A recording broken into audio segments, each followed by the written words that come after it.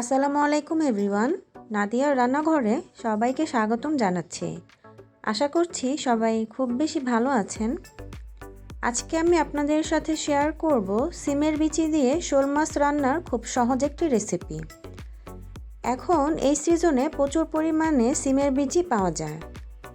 আপনারা চাইলে সারা বছর রেফ্রিজারেটরে এই সিমের বিচি সংরক্ষণ করে খেতে পারেন। আজকে আমি আপনাদের সাথে খুবই সহজভাবে এবং সাধারণ একটি রেসিপি শেয়ার করব। আশা করছি আপনাদের ভালো লাগবে। আমি এখানে আমার পরিমাণ মতো শোল মাছ নিয়েছি। এখন আমি এখানে কিছু মশলা দিয়ে মাছগুলোকে ম্যারিনেট করে রেখে দিব।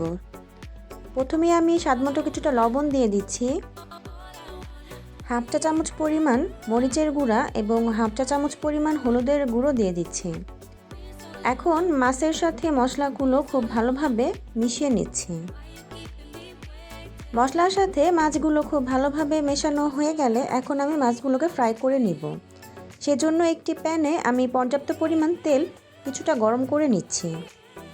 তেল গরম হয়ে এলে এখানে আগে থেকে যে ম্যারিনেট করে রাখা মাছগুলো রেখেছিলাম সেগুলো দিয়ে দিচ্ছি।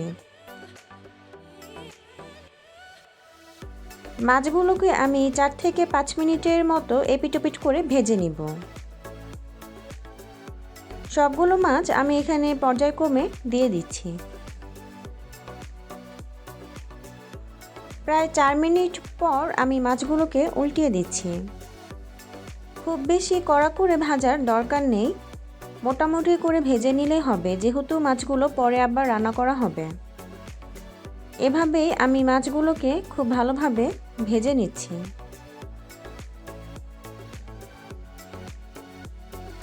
এপিটোপিট করে মাছগুলোকে 4 থেকে 5 মিনিটের মতো ভেজে নিতে হবে। মাছগুলো ভাজা হয়ে গেলে এখন আমি মাছগুলোকে তুলে নিচ্ছি। এবার রান্না করার জন্য একটি কড়াইয়ে আমি হাফ কাপ পরিমাণ রান্নার রেগুলার সয়াবিন তেল দিয়ে দিচ্ছি। তারপর এতে আমি 1.5 কাপ পরিমাণ পেঁয়াজ কুচি অ্যাড করে দিচ্ছি। পেঁয়াজটাকে তেলের সাথে হালকা বাদামি করে ভেজে নিতে হবে। পেঁয়াজগুলো ভাজা হয়ে গেলে এখানে আমি 1 টেবিল চামচ পরিমাণ আদা রসুন বাটা দিয়ে দিচ্ছি এবং স্বাদমতো কিছুটা লবণও অ্যাড করে দিচ্ছি। আদা রসুনের যে একটা কাঁচা স্মেল থাকে সেটা যেন না থাকে, সেজন্য আমি তেলের সাথে আদা রসুনটা হালকা ভেজে নিয়ে তাতে সামান্য পরিমাণ পানি অ্যাড করে দিচ্ছি। এখন আমি এখানে গুঁড়ো মশলা অ্যাড করব। 1 চামচ পরিমাণ হলুদের গুঁড়া এবং 1 চামচ পরিমাণ লাল মরিচের গুঁড়া, তবে ঝালটা আপনাদের পছন্দ মতো করে দিবেন। 1 চামচ পরিমাণ ধনিয়া গুঁড়া এবং 1 চামচ পরিমাণ জিরা গুঁড়া দিয়ে দিচ্ছি। এখন এই গুঁড়ো মশলাগুলো খুব ভালোভাবে কষিয়ে নিতে হবে। যতক্ষণ না মশলার উপরে তেল ভেসে ওঠে ততক্ষণ আমি মশলাগুলো খুব ভালোভাবে কষিয়ে নিব। মশলা কষানো হয়ে গেলে এখানে আমি এখন সিমের বিচিগুলো অ্যাড করে দিব। এখানে আমি সিমের বিচিগুলো আগে পানিতে ভিজিয়ে রেখে এর খোসাগুলো ছাড়িয়ে নিয়েছি।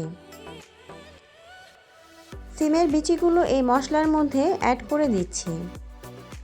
তারপর খুব ভালোভাবে মশলার সাথে এই সিমের বিচিগুলো কষিয়ে নিতে হবে, কারণ যত বেশি কষানো হবে তরকারিটা খেতেও কিন্তু তত বেশি ভালো হবে। এখন আমি ঢাকনা দিয়ে আরও কিছুক্ষণ অপেক্ষা করছি। বেশ কিছুক্ষণ পর ঢাকনা খুলে আবারও সিমের বিচিগুলো খুব ভালোভাবে কষিয়ে নিতে হবে। এ পর্যায়ে আমি সামান্য পরিমাণ পানি অ্যাড করে দিচ্ছি, যাতে করে পাতিলের তলায় লেগে না যায়। সামান্য পরিমাণ পানি অ্যাড করে মশলার সাথে এই সিমের বিচিগুলো খুব ভালোভাবে কষিয়ে নিতে হবে। আবারও ঢাকনা দিয়ে কিছুক্ষণ অপেক্ষা করছি। সিমের বিচিগুলো যখন খুব ভালোভাবে কষানো হয়ে যাবে তখন আমি এখানে পর্যাপ্ত পরিমাণ পানি অ্যাড করে দিব। পানিটা আপনাদের পছন্দ মতো অ্যাড করে দিবেন।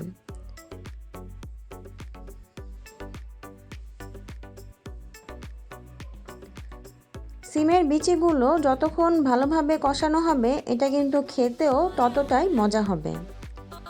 ঝোলের পরিমাণের উপরে ভিত্তি করে আপনারা এখানে পানির পরিমাণটা কম বেশি করে দিতে পারেন।